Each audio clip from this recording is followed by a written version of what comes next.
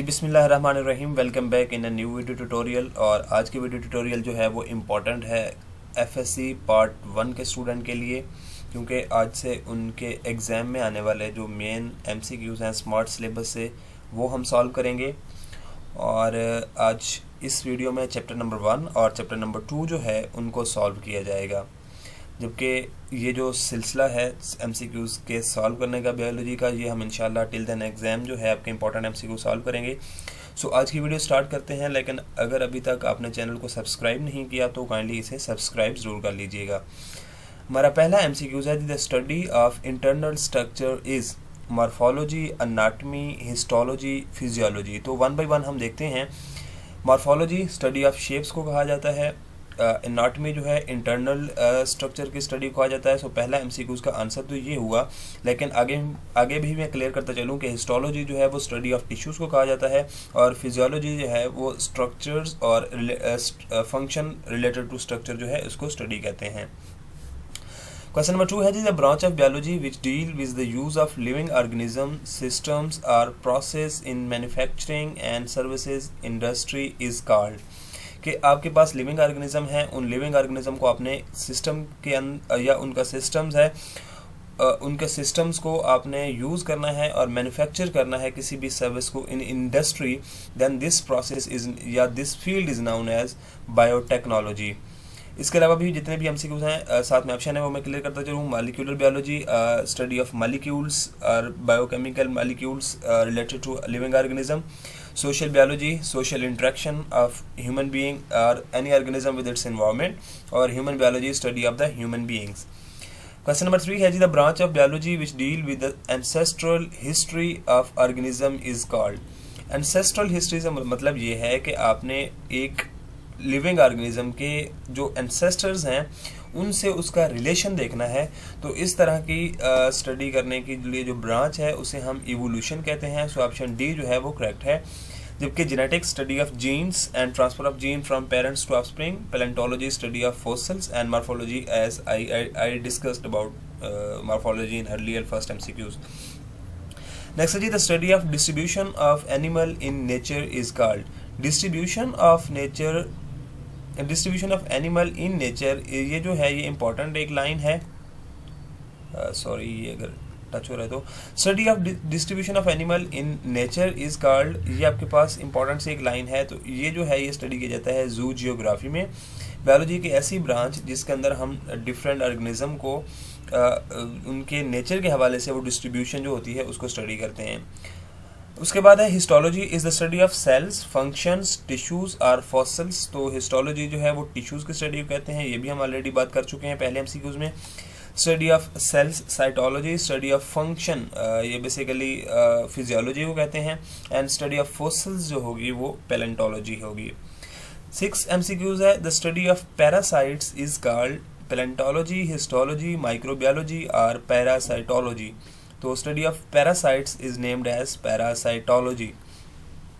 Question number 7 है, the study of function of different parts of organism के जो body parts होते हैं या जो ऑर्गेनिज्म होते हैं उनके फंक्शन की स्टडी को हम क्या कहते हैं? मॉर्फोलॉजी, फिजियोलॉजी, एनाटॉमी और इकोलॉजी। तो this term is related to physiology. So आपका ऑप्शन बी जो है वो करेक्ट है जी। ये 7 एमसीक्यू सॉल्व हुए। नेक्स्ट क्वेश्चन की तरफ हम मूव करेंगे। और अभी तक भी अगर आपने बायोलॉजी के इस चैनल को सब्सक्राइब नहीं किया तो काइंडली सब्सक्राइब ज़रूर कर लें और साथ दिए गए बेल आइकन भी ज़रूर प्रेस कर दें। क्वेश्चन नंबर 8 है जी, the branch of biology which deal with the study of environment relations of organism is called. कि ऑर्गेनिज्म का अपने इन्वायरमेंट से रिलेशन जो है वो किस ब्रांच में हम पढ़ते हैं? ऑप्शन ए है मॉर्फोलॉजी, बी है इकोलॉजी, सी है इवोल्यूशन एंड डी है जू जियोग्राफी। तो the branch of biology in which we study the relation and interaction of environment with organism is named as ecology. So option B जो है वो correct है। Question number 9 है जी, study of social behaviour of humans is called. कि human being का social behaviour क्या होगा? इस ब्रांच या इस बिहेवियर को स्टडी करने के लिए जो बायोलॉजी की ब्रांच है उसे हम कहते हैं social biology. So option B के अंदर ये जवाब है जी। क्वेश्चन नंबर 10 है internal morphology is called, internal structure की स्टडी को या इंटरनल मॉर्फोलॉजी को आप हमेशा एनाटॉमी कहते हैं, और एक्सटर्नल मॉर्फोलॉजी जो होती है वो स्टडी की जाती है मॉर्फोलॉजी के अंदर। सो याद रखिएगा, एनाटॉमी में इंटरनल मॉर्फोलॉजी होती है और या इंटरनल स्ट्रक्चर्स होते हैं, और एक्सटर्नल मॉर्फोलॉजी जो होगी वो मॉर्फोलॉजी के अंदर स्टडी की जाएगी। बायोलॉजिकल मेथड से एक क्वेश्चन है, और वो क्वेश्चन है a tentative explanation of observation is called law, theory, hypothesis और deduction. So tentative explanation of observation is called hypothesis. So option C जो है वो आपके पास करेक्ट है। Next, biology and service of mankind से कुछ एक दो एमसीक्यूज हैं। Technique which is used to check whether a certain nutrient is essential for plant. ऐसी टेक्निक जिसके अंदर आप टेस्ट करते हैं, प्लांट को आर्टिफिशियली ग्रो करवाते हैं और आप चेक करते हैं कि कौन सा न्यूट्रिएंट उसके लिए ज़रूरी है या नहीं, तो उस टेक्निक का नाम क्या है। ए के अंदर है इंटेग्रेटेड डिजीज़ मैनेजमेंट। ये ऐसी टेक्निक है जिसके अंदर हम डिजीज़ को प्रिवेंट करने को और उसके कंट्रोल करने को स्टडी करते हैं। बी है जी hydroponic culture technique. Hydroponic culture technique ऐसी टेक्निक है जिसके अंदर हम प्लांट के एसेंशियली जो न्यूट्रिएंट्स होते हैं उनके लिए टेस्ट करते हैं। सी क्लोनिंग है, प्रोडक्शन ऑफ आइडेंटिकल ट्विंस या आइडेंटिकल ऑर्गेनिज्म क्लोन, ट्विंस नहीं कहिएगा, सॉरी, वो स्लिप ऑफ टंग है। डी के अंदर है पास्चराइजेशन। तो पास्चराइजेशन अगला एमसीक्यू हम क्लियर कर लेते हैं। The technique use to preserve milk and milk products is called vaccination, lactation, pasteurisation और कंसंट्रेशन। तो मिल्क और मिल्क की प्रोडक्ट्स को प्रिजर्व करने का जो मेथड है उसे पास्चराइजेशन कहते हैं, और ये मेथड जो है सबसे पहले लुइस पास्चर की तरफ से जो है वो इंट्रोड्यूस करवाया गया था in the field of the biology. जी आगे हमारे कुछ और एमसीक्यूज हैं यहाँ पे। एक एमसीक्यू चैप्टर नंबर 1 से बाकी है, तो ये हम देख लेते हैं। Pasteurisation is widely used for preservation of food products, meat products, milk products और मीट।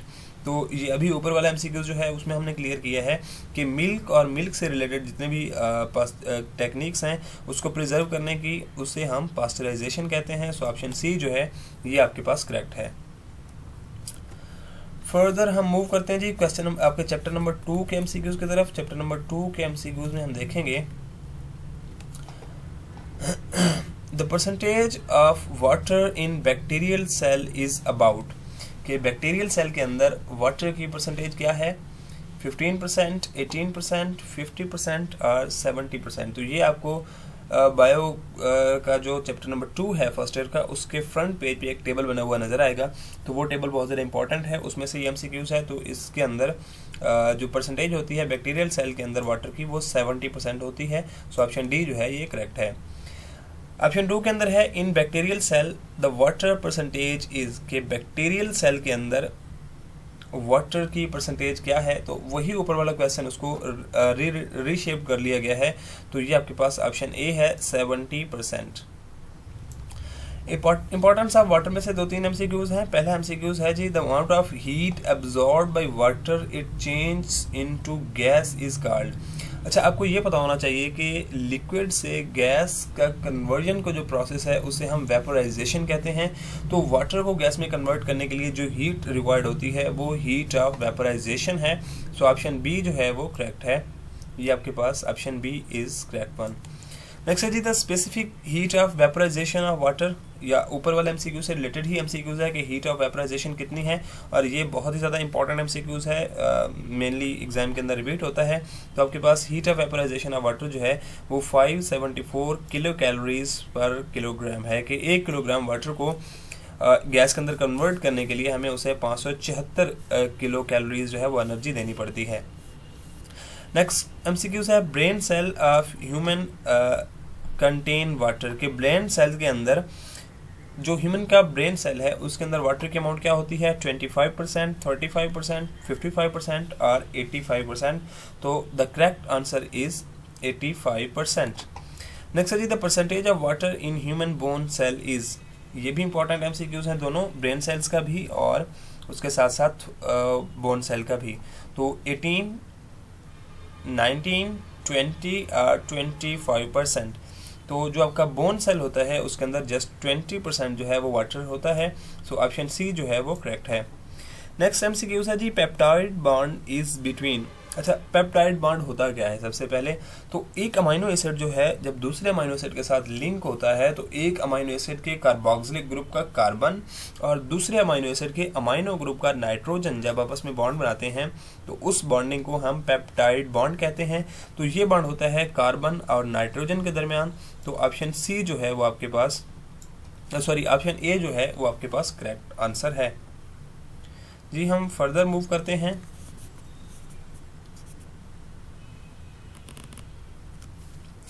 जी अगला हमारा MCQs है, which type of bond is not formed in maintaining the tertiary structure of protein.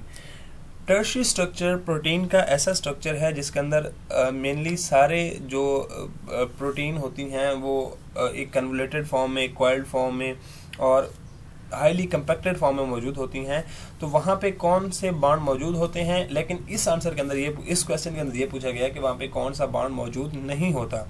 So option A है ionic, B है hydrogen, सी है disulphide और D है interaction. तो वहाँ पे आयोनिक बॉन्ड भी होता है, हाइड्रोजन बॉन्डिंग भी होती है, डाइसल्फाइड बॉन्डिंग भी होती है, लेकिन इंट्रैक्शन जो है वो नहीं होते। सो ऑप्शन डी जो है वो करेक्ट आंसर है।